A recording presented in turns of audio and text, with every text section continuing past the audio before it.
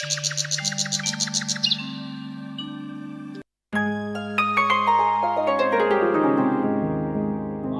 प्रणाम। प्रणाम सैनिक प्रणाम। सैनिक महारानी के कक्ष में गए थे, क्या हुआ? महाराज महारानी ने स्वागत करने के लिए मना कर दिया। ठीक है, तुम जा सकते हो। जी महाराज।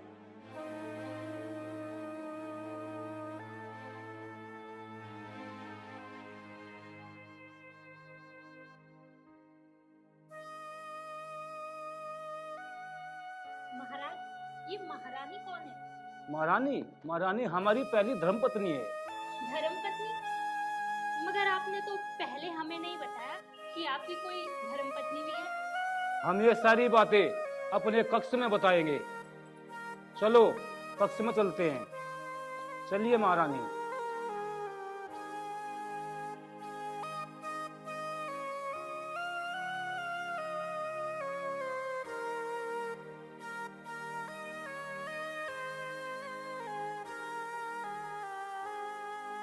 आइए रानी साहिबा। महाराज, हम आपसे ये पूछना चाहते हैं कि आपने हमसे झूठ क्यों बोला? रानी जी, हमने कोई आपसे झूठ नहीं बोला। महाराज, मैं ये शादी नहीं मानती। आपने झूठ बोलकर शादी रचाई है। मगर रानी। अगर मगर कुछ नहीं। ये पकड़े अपनी जयमाला। रानी जी, आप नाराज मत होइए, मेरी बात तो सुनिए। हमें आपकी कोई भी बात नहीं सुनी। रानी जी, आपसे शादी करना हमारी मजबूरी है। कैसी मजबूरी? हमारी पहली रानी से अभी तक कोई संतान पैदा नहीं हुई। इस महल को एक वारिस चाहिए, इसलिए हमने आपसे विवाह किया है। लेकिन ये सब बातें आप विवाह से पहले भी बोल सकते थे। मैं ये शादी नहीं मानती। लेकिन अब हमारी शादी हो चुकी है और आपको पता होना चाहिए, हम राजा हैं। मगर मैं अपनी सौतन के साथ रह नहीं सकती, कभी नहीं। तो आप क्या चाहती है? मैं बस यही चाहती हूँ, मैं इस महल में तभी रहूंगी जब आप पहली रानी को इस महल से बाहर निकालोगे। ये आप क्या कह रही है रानी? ये कैसे हो सकता है? ये आप जानो, हम नहीं जानते। देखो रानी, हम तीनों मिलकर खुशी खुशी रह लेंगे। नहीं, मुझे नहीं रहना। आप बस जल्दी फैसला करो, इस महल में या फिर मैं रहूंगी या फिर वो रानी। देखो, हम तीनों मिलकर खुशी खुशी रह लेंगे। मुझे नहीं रहना। आप बस जल्दी फैसला कीजिए, आप पहली रानी को यहाँ से निकालोगे या नहीं? ठीक है रानी, जैसा आप कहोगी ऐसा ही होगा। महाराज की जय हो। आइए महामंत्री जी। महाराज, आपके गले में ये जयमाला, मेरी समझ में कुछ कुछ आ रहा है और कुछ कुछ नहीं। महामंत्री जी, हमने दूसरा विवाह किया है और ये है आपकी नई रानी। वाह महाराज वाह, काफी सुंदर महारानी लेकर आए हैं आप। हमारी नई रानी को नागराज का दंडवत प्रणाम। प्रणाम महामंत्री जी। रानी जी, इस राजमहल में आपका स्वागत है। आज से आपका यहाँ हुक्म चलेगा, जैसा आप कहोगी वैसा ही होगा। जी महामंत्री जी। महाराज, इतनी सुंदर रानी किस राज्य से लेकर आए हो? महामंत्री जी, यह चित्तौड़ की रानी है। वाह, बहुत खूब। महाराज, क्या इस विवाह की सूचना आपने महारानी को भेज दी है? हाँ महामंत्री, हमने सैनिक भेजा था। अब तो महाराज हम इस राज्य में मिठाइयां बंटवाएंगे और महाराज इस खुशी को जन जन तक पहुंचाएंगे। हाँ महामंत्री जी, जितना धन चाहिए आप राजकोष से ले सकते हैं। और हाँ, गरीबों में धन और मिठाइयां बंटवाइए। जी महाराज, आपका हुक्म अभी पूरा करता हूँ। रानी जी, ये हमारे महामंत्री है, पूरे राज्य की देखभाल यही करते हैं। महाराज, हम तो अपने कार्य पर पूरा ध्यान देते हैं। रानी जी, आपका कभी भी कोई कार्य हो, आप हमें निसंकोच होकर आदेश दीजिएगा। ठीक है महामंत्री जी।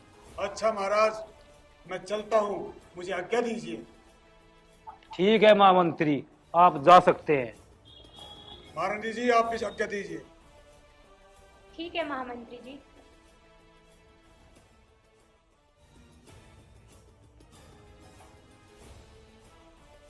महाराज, महामंत्री जी का स्वभाव तो बहुत अच्छा है। ये तो बहुत मीठा बोलते हैं। हाँ रानी जी, ये हमारे कार्य को खुद ही देखते हैं और उन पर हमें पूरा भरोसा है। जी महाराज, हमें भी महामंत्री जी की बातों से यही अनुभव होता है कि वो भरोसे के काबिल है। हाँ रानी जी, कभी आपको कोई कार्य की आवश्यकता पड़े तो आप महामंत्री को बेझिझक बोल देना।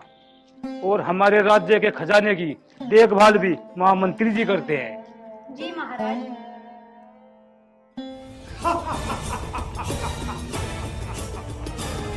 इधर भी लोहा गरम, उधर भी लोहा गरम। अब आएगा मजा। अब इस राज्य का राजा सिर्फ नागेश्वर होगा, नागेश्वर। और अब जो भी मेरे कार्य में बाधा बनेगा उसे मैं मिट्टी में मिला दूंगा, मिट्टी में। अब नागेश्वर अपनी पासे फेंकेगा और यहाँ के लोगों को अपने इशारों पे नचाएगा, इशारों पे। उधर तो महारानी बहुत गुस्से में है और इधर महाराज नई रानी के साथ में मगन हैं। अब इनको आपस में लड़वा कर नई राजनीति की तैयारी करता हूँ। अब ये मेरे जहर से बच नहीं सकते, क्योंकि मेरा नाम है नागेश्वर, नागेश्वर।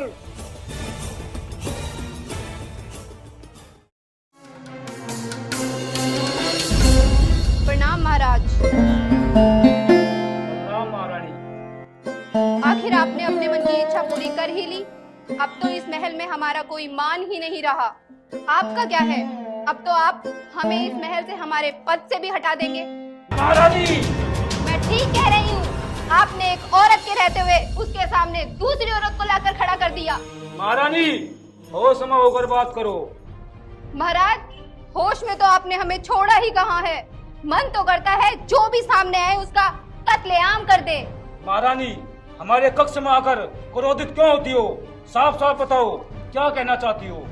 महाराज, जो हम कहना चाहते हैं आप अच्छे से समझते हैं।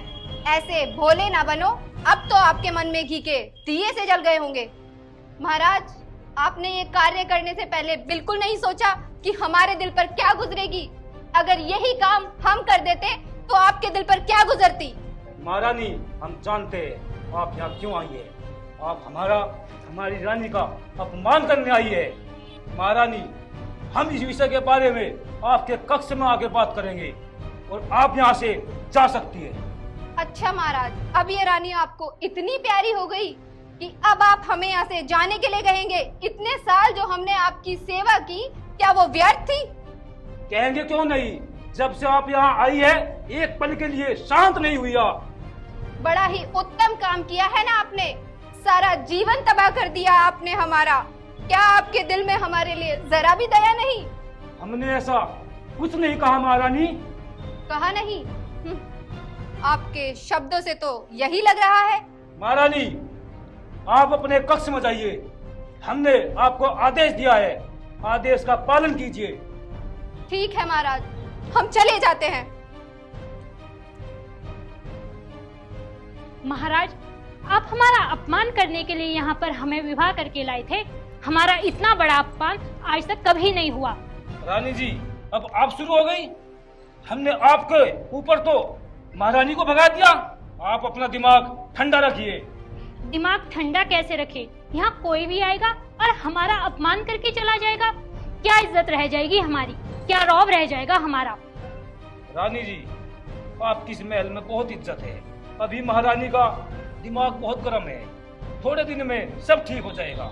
अगर महारानी को गुस्सा आता है तो गुस्सा करना हमें भी आता है। मैं तो महाराज आपके सम्मान के कारण चुप रही, लेकिन आगे से मैं चुप नहीं रहूंगी। महारानी जी को प्रणाम। मंत्री, अब तो आपके प्रणाम लेने का भी दिल नहीं करता। आप हमारी जिंदगी में ऐसे सर्प बनकर आए हैं जिसके जहर का कोई तोड़ नहीं है। अब तो आपके मन की इच्छा पूरी हो गई होगी ना। जाओ जाके जश्न मनाओ। जाओ इस महल में सोना चांदी बरसाओ, मिठाइयाँ बंटवाओ। जाओ सेवा करो, सेवा उस रानी की। महारानी जी देखिए, इसमें हमारा कोई दोष नहीं है। न तुम्हारा कोई दोष, दोष तो हमारा है जो तुम पे भरोसा करा। महारानी जी, हमने आपका कोई भरोसा नहीं तोड़ा। क्या कहा, भरोसा नहीं तोड़ा? हमें नहीं पता था। हम अपने महल में एक सर्प को पाल रहे हैं जो हमें ही डसेगा।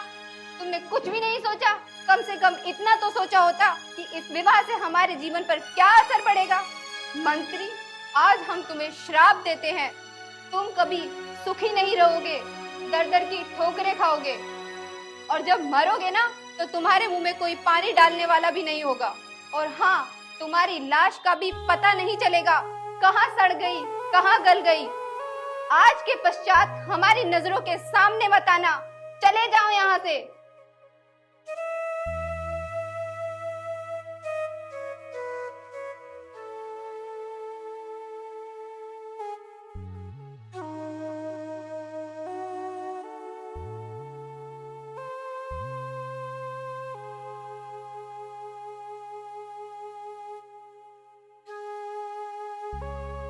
ठीक है महारानी जी, आपने मुझे श्राप तो दे ही दिया है, लेकिन एक बात मैं अभी भी कह रहा हूं, मैं गलत नहीं हूं। ना मैं कल गलत था और ना मैं आज गलत हूं। महारानी जी, मैंने जिंदगी में कभी किसी के साथ गलत नहीं किया।